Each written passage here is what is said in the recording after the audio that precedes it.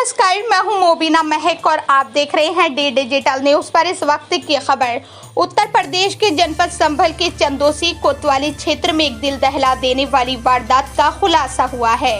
ग्राम केथल निवासी 14 वर्षीय सुमित की हत्या के मामले में पुलिस ने नाबालिग समेत 2 आरोपियों को गिरफ्तार किया है।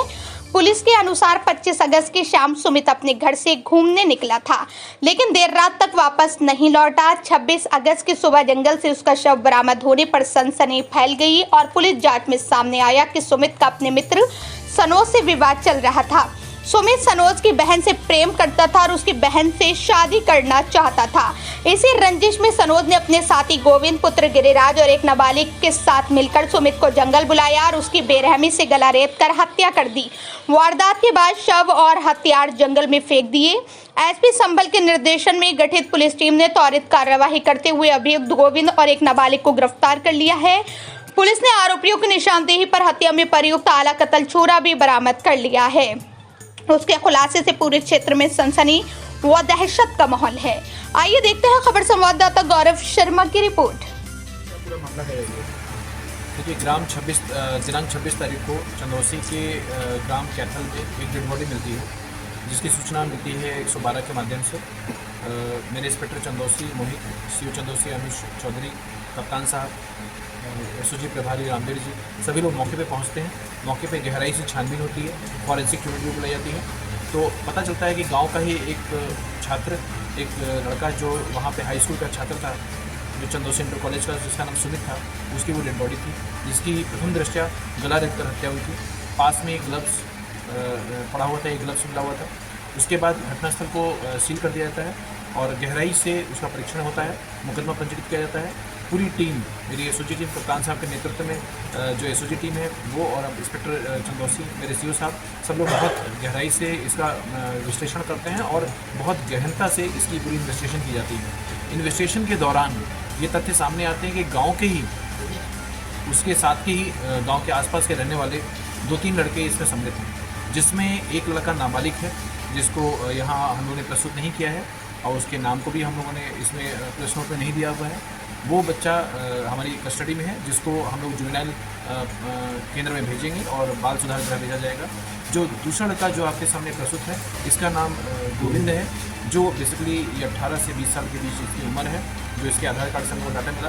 पूरा घटनाक्रम इस प्रकार था कि इसमें जो एक मुलजिम है जो अभी फरार है, जिसमें हमारी एसओजी और हमारे इंस्पेक्टर साहब अभी काम कर रहे हैं और उसमें कप्तान साहब ने इनाम भी घोषित कर दिया है, उसकी पे हमारी टीम लगी हुई है। उस लड़के का, जिसका नाम हम अभी इन्वेस्टिगेशन के दौरान अभी आगे बताएंगे, क्योंकि अभी इन्वेस्टिगेशन में है तो हम नहीं तथ्य करें। उस लड़के की सिस्टर का, मृतक के जो मृतक था सुमित था, उससे एक अच्छी दोस्ती थी। उस दोस्ती को वो बड़े ऑब्जेक्शन से देखता था।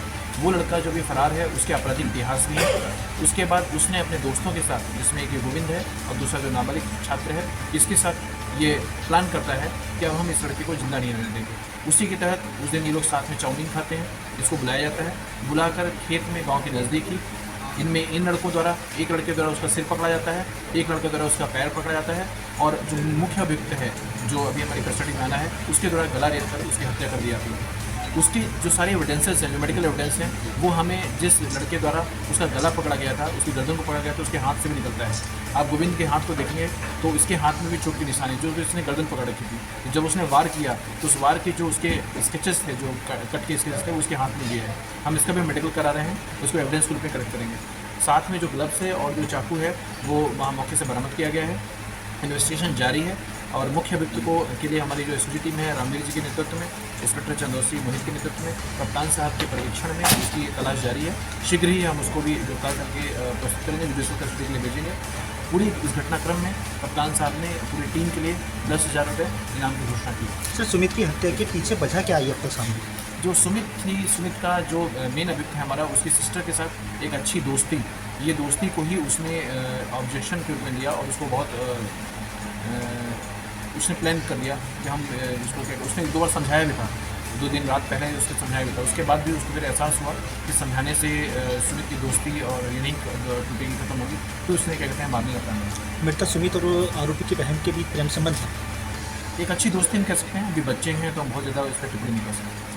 सर प्रेम प्रसंगी था या किलिंग और किलिंग का मामला? नहीं, ऑनर किलिंग नहीं है। ऑनर किलिंग तो देखिए एक जातिगत समुदाय में जाति विशेष के अपने सम्मान की रक्षा करने के लिए होता है।